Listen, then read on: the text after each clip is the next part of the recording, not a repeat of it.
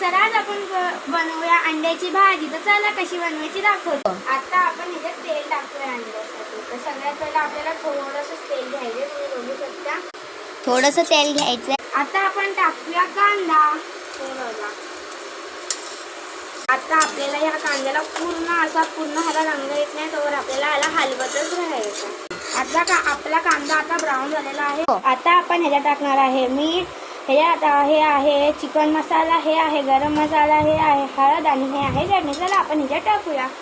तर सगळ्यात पहिला आपल्याला ह्याच्यात चटणी टाकून घ्यायची. आता आपल्याला ह्याच्यात सगळे आपले मसाले टाकून घ्यायचे. 2 मिनिटं ह्याला आपल्याला व्यवस्थित हलवून घ्यायचं. आता आपल्याला ह्याला टोमॅटो टाकून घ्यायचं आहे. आता आपल्याला ह्याला व्यवस्थित असं हलवून घ्यायचं आहे. आता आपण या अंड्याचे 4 भाग करून घ्यायचे. आता आपल्याला ह्याच्यात पाणी टाकायचं आहे थोडंसं. गो वाव,